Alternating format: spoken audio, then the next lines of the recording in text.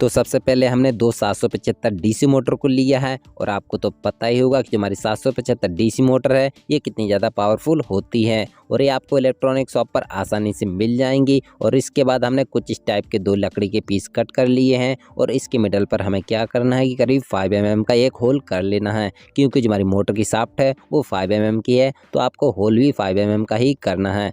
और फिर इस होल पर थोड़ा सा फेविक्विक लगा करके इसे अपनी मोटर की शाफ्ट पर कुछ इस टाइप से फिक्स करके चिपका लेना है। तो आप देख सकते हो कि इसे हमने अच्छी तरीके से फिक्स करके चिपका लिया है। अब हमें लेना है एक 12 वोल्ट बैटरी और इसके दोनों वायर को मोटर के दोनों पॉइंट से कनेक्ट कर देना है। इससे क्या होगा कि जो हमारी मोटर है वो रन करने लगेगी और उसी के साथ ही लकड़ी का पीस भी रन करने लगेगा और अब हम इसे अच्छी तरीके से फिनिशिंग कर सकेंगे। तो इसके लिए हमें सैंड पेपर लेना है और इस सैंड पेपर को क्या करना है कि इस लकड़ी पर कुछ इस टाइप से टच करके इसे एकदम राउंड फिनिशिंग कर लेना है। जैसे कि आप वीडियो में देख सकते हो इसी टाइप से आपको भी फिनिशिंग कर लेना है। तो इसे हमने अच्छी तरीके से एकदम गोल करके फिनिशिंग दे दिया है और इसी टाइप से हमने दूसरे वाले पीस को दूसरी वाली मोटर में फिक्स करके इसे भी अच्छे से फिनिशिंग दे दिया है। तो चलिए अब हम इन दोनों मोटर को अपनी साइकिल में फिक्स कर लेते हैं। तो अपनी साइकिल को लेकर के आ चुके हैं स्टूडियो के अंदर और अब इसके बाद हमें क्या करना है कि अपनी इन दोनों मोटर को अपनी साइकिल के पिछले वाले पहिए पर यहाँ पर कुछ इस टाइप से फिक्स करना होगा। तो इसे फिक्स करते समय आपको एक चीज़ का ध्यान रखना है कि जो लकड़ी का पीस है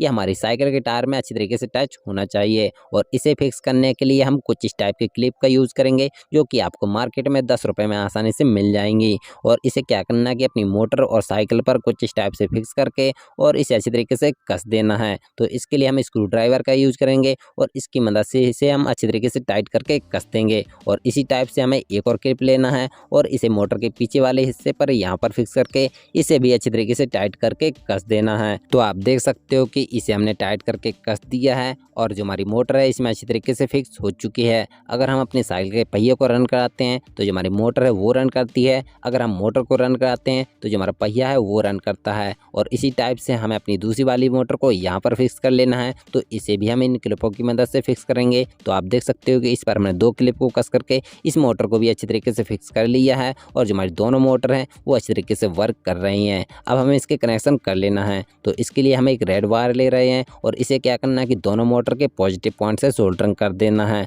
और फिर हम एक ब्लैक वायर ले रहे हैं और इसे हम दोनों मोटर के नेगेटिव पॉइंट से सोल्डरिंग कर देंगे। तो हमने दोनों वायर को अच्छे से सोल्डरिंग कर दिया है। अब हम दो और एक्स्ट्रा वायर ले रहे हैं और इन दोनों वायर को क्या करना है कि रेड से रेड वायर और ब्लैक से ब्लैक वायर को सोल्डरिंग कर देना है। ये दोनों वायर इनपुट वायर हैं जो कि हमारी बैटरी से कनेक्ट होंगे। और सोल्डरिंग करने के बाद इन दोनों वायर को क्या करना है कि साइकिल पर कुछ इस टाइप से टेप की मदद से चिपकाते जाना है और जहाँ पर भी आप बैटरी को फिट करना चाहते हो वहाँ तक इन दोनों वायर को लाना है और फिर इनकी जो एक्स्ट्रा साइज बचती है उन्हें कट करके अलग कर देना है। और इसे आप 12 वोल्ट से लेकर 24 वोल्ट तक आराम से दे सकते हो। तो इसके लिए हम ये 12 वोल्ट की बैटरी का यूज़ कर रहे हैं जो कि हमारी बाइक की बैटरी है और इसे हम अपनी साइकिल के यहाँ पर फिट करेंगे। तो इसके लिए हम ये टेप का यूज़ कर रहे हैं और इसकी मदद से हम अपनी बैटरी को चिपका करके अच्छी तरीके से फिक्स कर लेंगे।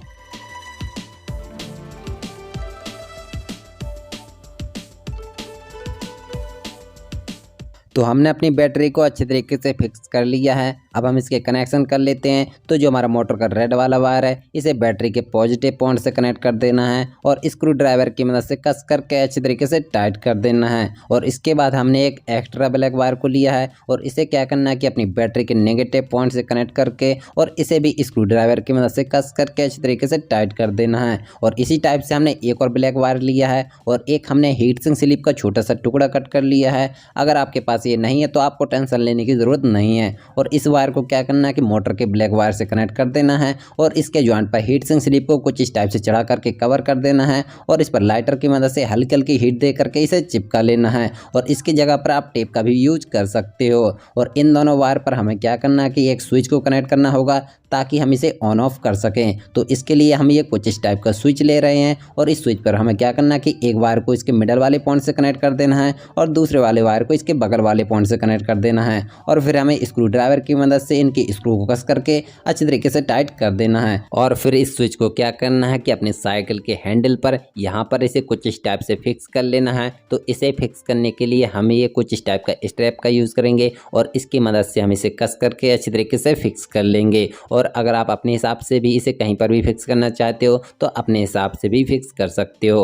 और हाँ फ्रेंड्स, अगर आप मुझसे कुछ पूछना चाहते हो या मुझसे बात करना चाहते हो तो आप इंस्टाग्राम पर जा करके हमें मैसेज कर सकते हो। हमने इंस्टाग्राम की लिंक नीचे डिस्क्रिप्शन बॉक्स में दे दी है, आप वहाँ से जा करके हमें फॉलो करके मैसेज कर सकते हो। तो हमने अपने स्विच को अच्छे से फिक्स कर लिया है और आप देख ही सकते हो कि हमने इसके सभी कनेक्शन को बहुत ही अच्छी तरीके से कर लिया है, जो कि बहुत ही ज़्यादा ईजी है, आप आसानी से कर लोगे। तो चलिए अब हम इसकी टेस्टिंग देख लेते हैं।